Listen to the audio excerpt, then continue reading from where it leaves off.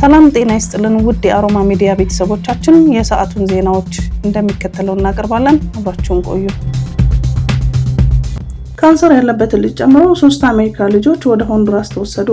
አሜሪካውያን የሆኑት 3 ልጆች ወደ ሆንዱራስ መወሰዳቸው ተገለጸ። የመብት ተሟጋቾችና የቤተሰቦች ጠበቃ እንደገለጹት አንደኛው ልጅ የካንሰር ታማሚ ሲሆን ልጆቹ ከእናታቸው ጋር ነው ወደ ሆንዱራስ የተወሰዱት። የ4 ዓመት ልጅ 4ኛ ደረጃ ላይ የደረሰ የካንሰር ታማሚ ሲሆን ያለ መድኃኒት ነው ወደ ሆንዱራስ የተወሰደው። ዶናልድ ትራምፕ በስደተኞች ጉዳይ የሾሟቸው ቶም ሆማን እንዳሉት እናትየዋ ወደ ሆንዱራስ ስትወሰድ አሜሪካዊ ልጆቿን ለመውሰድ መርጣለች። አሜሪካውያን ልጆች አሏት ማለት የአሜሪካ ሕግ አይመለከታትም ማለት አይደለም ብለዋል። እናትየዋ የአሜሪካ እየኖረች የነበረው በህገወጥ መንገድ ነበር ብለዋል። ትራምፕ በቀድሞ የስልጣን ዘመናቸው በሺዎች የሚቆጠሩ ልጆችን ከወላጆቻቸው በመለያየታቸው ትችት ሲዘነዘርባቸው ነበር። የኒው ኦርላንድስ የስደተኞች ጉዳይ ወደ ሆንዱራስ የላከው 2 እናቶችን ሲሆን ልጆቹ የ2፣ 4 እና 7 ዓመት ልጆች ናቸው። አንደኛው እናት ነፍሰ ጡር ስትሆን አሜሪካ ለዓመታት ኖራለች። የአሜሪካ የሰብአዊ መብት ተሟጋች ተቋም ያለ ፍርድ ቤት ውሳኔ በጣም አስደንጋጭ በሆነ ሁኔታ ከአሜሪካ እንዲወጡ የተደረገ ነው ብለዋል። ዶናልድ ትራምፕ በስደተኞች ጉዳይ የሾሟቸው ቶም ሆማን እንዳሉት ቤተሰቦችን በመነጣጠል አንድ ላይ ከሀገር ማስወጣት ይሻላል። የካንሰር ታማሚው ልጅ መድኃኒት የሚሆን ሐኪም የሚያገኝበት መንገድ አይኖርም። ልጆቹ አሜሪካውያን ስለሆኑ ከአሜሪካ ልናስወጣቸው አንችልም። የወጡት በእኛ ውሳኔ ሳይሆን በወላጆቻቸው ነው ብለዋል። ባለፈው ሳምንት የፌዴራል መንግስት ዳኛ 2 ዓመቷ የሆነችውን አሜሪካዊ ያለ ህጋዊ ሂደት ከአገር እንድትወጣ መደረጉን ተናግረዋል። የዋይት ሃውስ ፕሬስ ሴክሬታሪ ካሮላይን ሌቪት እንዳሉት ትራምፕ ከስደተኞች ጋር በተያያዘው 2 ውሳኔዎች ያሳልፋሉ። አንደኛው ውሳኔ ለስደተኞች ከለላ የሚሰጡ ቦታዎችን ዝርዝር በይፋ እንዲወጡ የሚያስገድድ ነው። እነዚህ ቦታዎች ለስደተኞች ከፌዴራል መንግስት ከለላ የሚሰጡ ናቸው። በኮሎራዶ በሚገኝ የምሽት ክበብ ውስጥ ፖሊስ ባደረገው ፍተሻ 100 ሰነድ አልባ ስደተኞችና መሳሪያ እንዲሁም አደንዛዥ እጽ መያዙን ገልጸው የሀገሪቱ የአደንዛዥ እጽ ተቆጣጣሪ አካል 114 ስደተኞች ወደ ሀገራቸው ሊመለሱ እንደሆነ ገልጿል። ትራምፕ ስልጣን ከያዙ ጀምሮ በሺዎች የሚቆጠሩ ሰነድ አልባ ስደተኞች በቁጥጥር ስር ውለዋል። በካናዳ በተደረገው ምርጫ የሊበራል ፓርቲ ማሸነፉ ተገለጸ። በካናዳ ጠቅላይ ሚኒስትር ማርክ ካርኔ የሚመራው ሊበራል ፓርቲ የሀገሪቱን አጠቃላይ ምርጫ ማሸነፉ ተገለጸ። ማርክ ካርኔና ሊበራል ፓርቲ በካናዳ ምርጫ ድል እንደቀናቸው የተናገሩ ሲሆን የዶናልድ ትራምፕ አቋም ለውጤቱ እንዳገዛቸውም ተገልጿል። የአሜሪካ ፕሬዝዳንት ዶናልድ ትራምፕ ወደ ስልጣን ከመጡበት ጥር ወር ጀምሮ የጎረቤት ሀገር የሆነችው ካናዳ 51ኛውን የአሜሪካ ግዛት እንደምትሆን በተደጋጋሚ ሲናገሩ ነበር። ይህም ሊበራል ፓርቲው በምርጫ እንዲያሸንፉ እንደረዳው ተገልጿል። ዶናልድ ትራምፕ ይህንን አቋማቸውን ይፋ ከማድረጋቸው በፊት የወግ አጥባቂው ተወዳዳሪ ፒየር ፖሊየቭ ያሸንፋሉ ተብሎ ይገመት ነበር። ሀገሪቱ ላለፉት 10 ዓመታት የመሩት የሊበራል ፓርቲ አባል ጀስቲን ትሩዶ የሀገሪቱ ኢኮኖሚ ላይ ምንም ለውጥ ባለማሳየታቸው በፓርቲው ደጋፊዎች ዘንድ ቅሬታ ተፈጥሮ ነበር። የካናዳ ሊበራል ፓርቲ ሀገሪቱን ለረጅም ዓመታት ያስተዳደሩት ትሩዶን አስወግዶ የባንክ ባለሙያ የሆኑትን ማርክ ካርኔ መሪው አድርጎ ከመረጠ በኋላ አስደናቂ የተባለ የምርጫ ውጤት አግኝቷል። ማርክ ካርኔ የአሜሪካው ፕሬዝዳንት ዶናልድ ትራምፕ በሀገሪቱ ምጣኔ ሀብት ላይ ብቻ ሳይሆን በሉዓላዊነትም ላይ አደጋ መደቀናቸው በመግለጽ የመራጮችም ልብ ማሸነፍ ችለዋል። አፈርልሶ ነው የተነሳው የተባለው የካናዳ ሊበራል ፓርቲ ለ4ኛ ጊዜ ሀገሪቱን በጠቅላይ ሚኒስትርነት መምራት የሚያስችል ድምጽ ማግኘቱ ተገልጿል። ከዚህ በፊት የማዕከላዊ ባንክ ገዢ የነበሩትና ለፖለቲካ አዲስ የሆኑት ማርክ ካርኔ የአሜሪካውን ዶናልድ ትራምፕ መጋፈጥ ይጠበቅባቸዋል። የሀገሪቱ ብሔራዊ መገናኛ ብዙሃን የሆነው ሲቢሲ እንደዘገበው ሊበራል ፓርቲው መንግስት መመስረት የሚያስችለውን ከፍተኛ ድምጽ ማግኘቱን ሰኞ ምሽት ይፋ አድርጓል። ይህንንም ተከትሎ በተለያዩ የሀገሪቱ ግዛቶች የሚገኙ የፓርቲው ደጋፊዎች ደስታቸውን እየገለጹ ነው።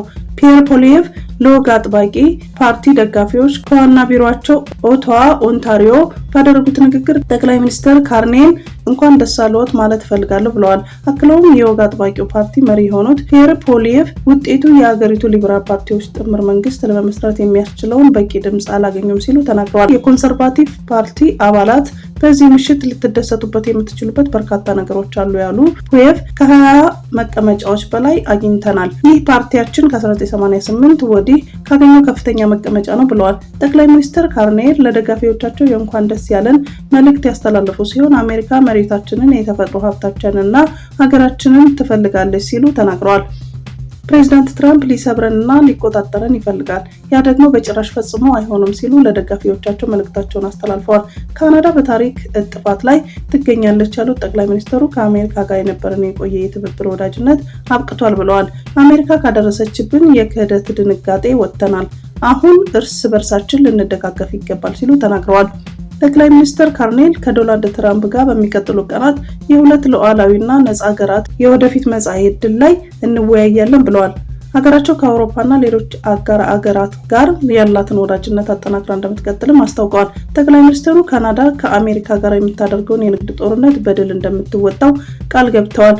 ሀገራቸው ከባድ ጊዜ ከፊቷ እንደሚጠብቃት የተናገሩት ጠቅላይ ሚኒስትሩ ለካናዳ የተሻለውን ለማስገኘት ባለን ነገር ሁሉ እንፋለማለን በማለት ለታላቁ ሀገራችን ነጻ የሆነ መጻኢ ጊዜ እንፈጥራለን ብለዋል። ስለ ክሬሚያ ከኔ ጋር ማውራት አይቻልም፣ እሱን ከባይደን እና ኦባማ ጋር አውሩ ሲሉ ትራምፕ ተናገሩ። የአሜሪካ ፕሬዝዳንት ዶናልድ ትራምፕ በኒው ጀርሲ አየር ማረፊያ ላይ ከጋዜጠኞች ጋር በነበረባቸው ቃለ ምልልስ የተነሳላቸው የክሬምሊን ጉዳይ ነበር። ክሬሚያን በ2014 አንስቶ ወደ ሩሲያ የተጠቃለለች ስትሆን ዩክሬንን ግን የይገባኛል ጥያቄ ከምታነሳባቸው ቦታዎች አንዷ መሆኑ ይታወቃል። የዩክሬን ፕሬዝዳንት ዘለንስኪ በተደጋጋሚ የክሬሚያን ጉዳይ ለድርድር እንደሚያቀርቡት መግለጻቸውን ይታወሳል። ስለ ጉዳዩ የተጠየቁትን ትራምፕ ሲመልሱ ስለ ክሬሚያን ከእኔ ጋር ማውራት አይቻልም፣ እሱን ከባይደን እና ኦባማ ጋር አብሮ በማለት መልሰዋል። ትራምፕ ሲቀጥሉም ስለ ክሬሚያ የሚያነሳ ከሆነ ወደ ሩሲያ የሄደችውን ባራክ ሁሴን ኦባማን የሚባለውን ሰው ፕሬዝዳንት በነበረበት ወቅት ነው። አሁን 11 ዓመት የሞላው ነገር ከእኔ ጋራ ምንም የሚያገናኘው የለም። ያኔ ክሬሚያን ስትሄድ አንዲትም ጥይት አልተተኮሰም፣ ምንም ውጊያ አልነበረም፣ የተሸኘችው በሰላም ነበር ካሉ በኋላ አሁን ወደ ኋላ መመለስ እንደማያስፈልግ አስረድተዋል። የዩክሬን ፕሬዝዳንት ዘለንስኪ ከሩሲያ ጋር በሚደረገው የሰላም ንግግር እንደ ቅድመ ሁኔታ ካቀረቡት ጉዳዮች መካከል ክሬሚያ እንድትመለስላቸው የሚጠይቀው ይገኝበታል። ይሁንና ትራምፕ በዚህ ቃለ ምልልሳቸው ይህንን የማይሆን ነው ሲሉ እርግጡን አስታውቀዋል። በሚቀጥለው 2 ሳምንታት ውስጥ በዩክሬንና ሩሲያ መካከል የግዴታ የተኩስ አቁም ስምምነት መደረግ እንዳለበትም አሳስበዋል። ከሳህራ በታች ያሉ ሀገራት ከዓለም አቀፍ የኢኮኖሚ ውድቀት ለማምለጥ የሀገር ውስጥ ገቢን ማሳደግ አለባቸው ሲሉ የአይኤምኤፍ የአፍሪካ ኃላፊ ተናገሩ። የዓለም የገንዘብ ድርጅት የአፍሪካ ዳይሬክተር አበባ ይምሮ ስላሴ እንዳሉት ከሳህራ በታች ያሉ ሀገራት ዕዳ ውስጥ እንዳይገቡ የሀገር ውስጥ ገቢ መስራት አለባቸው ብለዋል። የክልሉ ኢኮኖሚ በዚህ ዓመት በ3.8 በመቶኛ ሊያድግ ይችላል። በዚህ ሳምንት ፈንዱ በዓለም ኢኮኖሚ አውትሉክ ሪፖርት ላይ የዩናይትድ ስቴትስ አስተዳደር በንግዱ ላይ ያለውን አቋም ሊያሳድር በሚችለው ተጽዕኖ ምክንያት ከቀድሞ የ4.2 በመቶ የእድገት ትንበያ ቅናሽ አድርጓል። ምናልባት በዕዳ ላይ የተመሰረተ ፋይናንስ ላይ መተማመን ለልማት ትክክለኛ መንገድ የማይሆንበት ጊዜ ነው ሲሉ ለሮይተርስ ተናግረዋል። ፖሊስ አውጪዎችንም አዳዲስ ርካሽ የካፒታል ምንጮችንም መለየት አለባቸው ብለዋል። ፕሬዝዳንት ዶናልድ ትራምፕ በደርዘን በሚቆጠሩ የአሜሪካ የንግድ አጋሮች ላይ ታሪፍ መጣላቸውን ካስታወቁ በኋላ ባለሀብቶች ንብረታቸውን ሸጠው ይህንንም ከሰሃራ በታች ባሉ የአፍሪካ ሀገራት ተጽዕኖ በማሳደር የድንበር ኢኮኖሚ የሚባሉ የካፒታል ገበያዎች ለማግኘት ሊቸገሩ እንደሚችሉ ያሳያል። ልማቱን ለማፋጠንና የማህበራዊ ወጪዎች ፍላጎቶችን ለመሙላት የውስጥ ምንጮችን መፈለግ አለባችሁ ያሉት አቶ አበበ እነዚህን አቅምን የሚያጎለብቱ ፖሊሲዎች ሊኖሩ ይገባል ብለዋል። በክልሉ ያለውን አማካኝ የዕዳ ኢኮኖሚ ውጤት ጥምርታ ባለፈው ዓመት ከጠቅላላ ሀገር ውስጥ ምርት እድገት ከ60 በመቶ እንደሚያንስ አይኤምኤፍ ገልጿል። ነገር ግን እንደ ኬንያ ያሉ አንዳንድ ኢኮኖሚ ከከፍተኛ ዕዳ ጋር ሲታገሉ ቆይተዋል። በሮቦት ንቅለ ተከላ ሕክምና የአባቷን ሕይወት ለመታደግ ኩላሊቷን የለገሰችው ልጅ አድናቆት ተቸራት። በአነቃቂው የፍቅርና የመስዋዕትነት ታሪክ ውስጥ አንዲት የ29 ዓመት ወጣት ሴት ልጅ የ70 ዓመት ዕድሜ ላለው አባቷ አንድ ኩላሊቷን በመለገስ በሕይወት እንዲቆይ ሁለተኛ ዕድል ሰጥታለች በሚል ተሞካሽታለች። ሕይወት አድን ንቅለ ተከላ የተካሄደው በክሊቭላንድ ክሊኒክ አቡዳቢ ውስጥ ሲሆን በኩላሊት መድከም በመታገል ላይ የነበሩትን ማሙን ባሽር አህመድ በሮቦት ንቅለ ተከላ ተካሂዶላቸዋል። በግብጽ የሚኖሩት ይህ የሱዳን ቤተሰብ ወደ አቡዳቢ ለሕክምና ያመሩት የኖን መንታህት ወደሚገኙበት ነው። ከደረት በኋላ በደረሰ ድንገተኛ ኢንፌክሽን የአህመድ ኩላሊት ላይ ከፍተኛ ካጋጠመው በኋላ ደክሟል። የመጀመሪያው እጥበት ከኩላሊት ስራው ወደ ነበረበት ይመልሳል የሚል ተስፋ ነበረን፣ ነገር ግን ይህ ሊሆን አልቻለም። አባቷ በአሰቃቂ የዲያሊሲስ ክፍለ ጊዜ ሲታገል መመልከቷ ልብ የሚሰብር እንደሆነ ትናገራለች።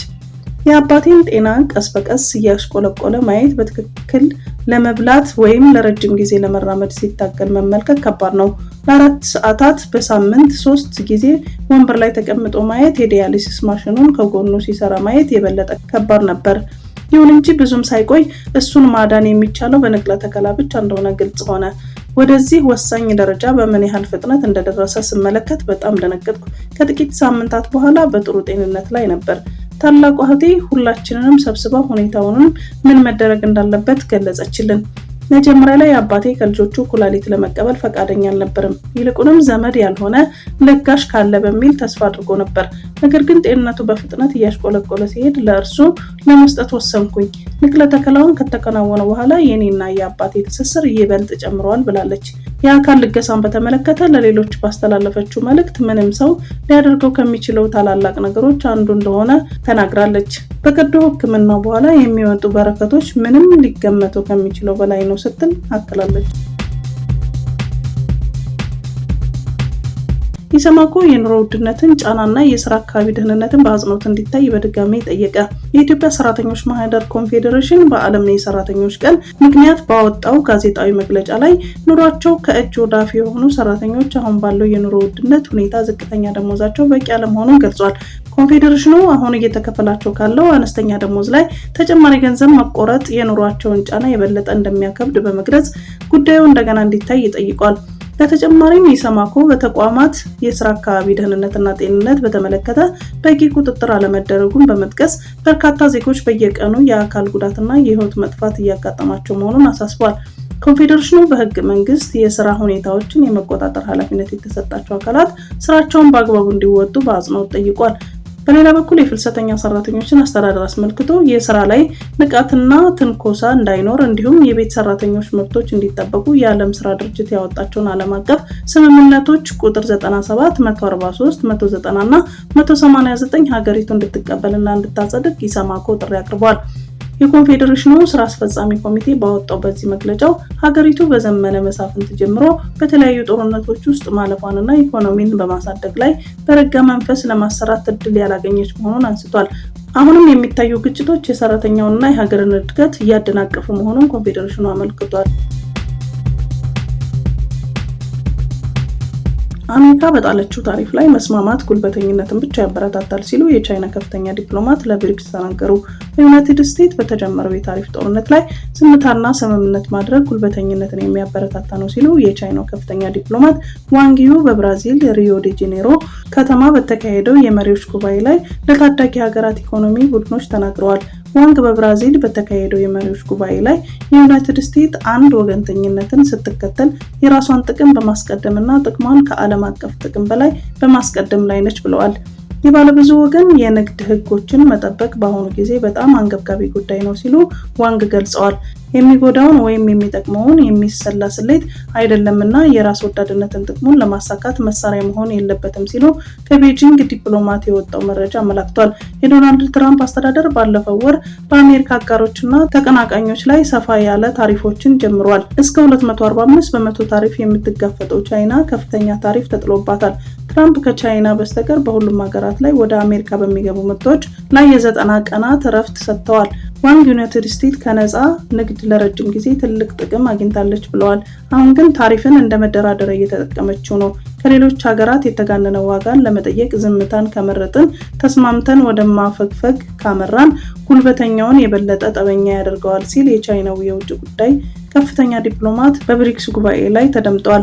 ብሪክስ በደንቦች ላይ የተመሰረተው የባለብዙ ወገን የግብይት ስርዓትን በጥብቅ እንዲከታተል ከዓለም ንግድ ድርጅት ጋር በመሆን ዋና እሴቶችና መሰረታዊ መርሆችን እንዲጠብቅ የንግድ ልውውጥንና ማመቻቸትን እንደማበረታታ ሀሳብ አቅርበዋል። በ2009 የተቋቋመው ጂኦፖለቲካል ጥምረት ብሪክስ በመጀመሪያ ብራዚል፣ ሩሲያ፣ ህንድ፣ ቻይና እና ደቡብ አፍሪካን ያቀፈ ነበር። አሁን ላይ ቻይና፣ ግብጽ፣ ሩሲያ፣ ህንድ፣ ደቡብ አፍሪካ፣ ሳውዲ አረቢያ፣ የተባበሩት አረብ ኤሚሬትስ፣ ኢትዮጵያ፣ ኢራን እና ኢንዶኔዥያን ጨምሮ 11 ሙሉ አባላት ያሉት ቡድን ብራዚል የወቅቱ ሊቀመንበር ነች። በአሁኑ ጊዜ ብሪክስ ከዓለም ህዝብ 40 በመቶ እና ከዓለም አቀፉ የሀገር ውስጥ ምርት ውስጥ ደግሞ 35 በመቶ ይሸፍናል። በጂኦ ፖለቲካል ደረጃ ላይ ጉልህ ሚና ይጫወታል። በቅርቡ 13 ሀገራት ላይ በማድረግ ስብስቡን እያደረገ መጥቷል። የተባበሩት መንግስታት ድርጅት በዓለም ላይ ያሉ የስደተኞች ቁጥር የሚያሳየው ሁከት የዘመናችን መገበያያ ገንዘብ መሆኑን ነው ብለዋል። የተባበሩት መንግስታት የጸጥታው ምክር ቤት በዓለም ላይ እየጨመረ የመጣውን በስደተኞች ቁጥር በኩል ወቅታዊ መረጃ በዛሬው ዕለት በተሰጠ ወቅት ነው። የተባበሩት መንግስታት የስደተኞች ከፍተኛ ኮሚሽነር ፊሊፖ ግራንዲ ለጸጥታው ምክር ቤት ሁኔታውን ሲገልጹ ሁከት የዘመናችን ዋነኛ መገበያያ ገንዘብ ሆኗል ሲሉ አስረድተዋል። ግራንዲ በዓለም ዙሪያ በሚሊዮኖች የሚቆጠሩ ሰዎች ተባብሶ በቀጠሉ በየሀገሪቱ ባሉ ግጭቶች ምክንያት ዜጎች ክፉኛ ችግር ውስጥ ይገኛሉ ብለዋል። በተለይ ወደ 7 ሚሊዮን የሚጠጉ ስደተኞች ከሱዳንና ዩክሬን የተፈናቀሉ መሆናቸውንም ኮሚሽነሩ ጠቁመዋል። ኮሚሽነሩ አክለው በአጭርና ረጅም ጊዜ ደህንነታቸው የተጠበቀና አስተማማኝ ዋስትና እስካልተሰጣቸው ድረስ ተፈናቃዮች ወደ ስፍራቸው መመለስ አይቻልም ብለዋል። ከ2020 እስከ 2025 ባለው ጊዜ ውስጥ ሴኔጋል ከአፍሪካ የተባረሩ ብዙ ሰዎች ያስመዘገበች አፍሪካዊት ሀገር መሆኗን ተናገረ። የአሜሪካ ኢሚግሬሽን ቢሮ መረጃ እንደሚያሳየው ሴኔጋል ከ2020 እስከ 2025 ባሉት 5 ዓመታት ውስጥ 689 ዜጎቿን ከአሜሪካ ተባረዋል። ሞሪታኒያ፣ ግብጽ፣ ጋና፣ አንጎላ፣ ካሜሩን፣ ጊኒ፣ ሶማሊያ እና ኬንያ በተጠቀሰው ጊዜ ብዙ ዜጎቻቸውን ከአሜሪካ የተባረሩባቸው ሀገራት ናቸው። አብዛኞቹ ከአሜሪካ እንዲባረሩ የተደረጉት ከወንጀል ጋር በተያያዘ መሆኑን ተገልጿል። ለቀብር ወደ ቫቲካን ያቀኑት ሩቶ ተቃውሞ ገጠማቸው። ለቀብር ወደ ቫቲካን ያቀኑት የኬንያ ፕሬዝዳንት ዊሊያም ሩቶ የውጭ ቆጣቢነት ቃላቸውን አላከበሩም በሚል ተቃውሞ ገጥሟቸዋል።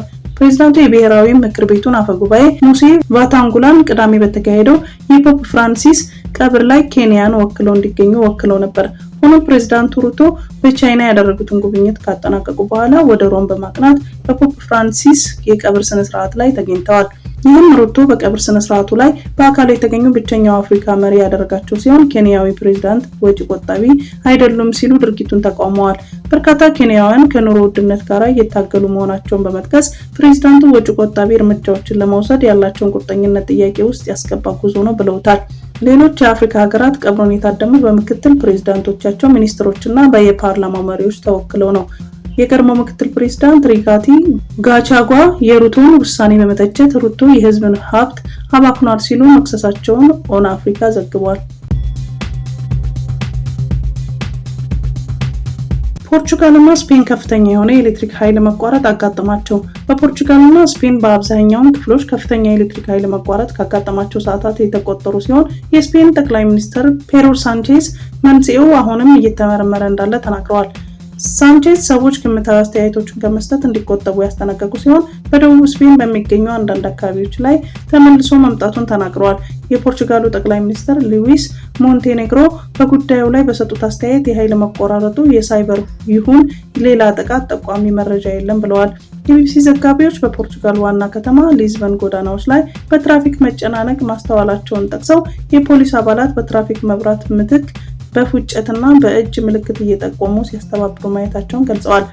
የሊዝበን ሁምበርቶ ዴልጋዶ አውሮፕላን ማረፊያ በኃይል መቆራረጥ ምክንያት የእንግዶች መግቢያ አድራሾችን ለመዝጋት መገደዱን ሪፖርት ያመለክታሉ። በስፔን አንዳንድ አካባቢዎች የስልክ መስመሮች ላይ እክል ያጋጠመ መሆኑን የጠቀሰው ሲሆን ጠቅላይ ሚኒስትር ፔድሮ ሳንቼዝም ህዝቡ አገልግሎት እየሰጡ ያሉ ስልኮችን በኃላፊነት እንዲጠቀም ጠይቀዋል። አርቲ በማህበራዊ ትስስር ገጾች ያወጣው ምስሎች ፖርቹጋል በጨለማ መዋጧን የሚያሳዩ ሲሆን የሀገሪቱ የመብራት ግሪድ ኦፕሬተር መብራቶች ተመልሶ ሊመጣ የሚችልበትን ጊዜ መተንበይ የማይቻል መሆኑን መግለጻቸውን ጠቅሷል።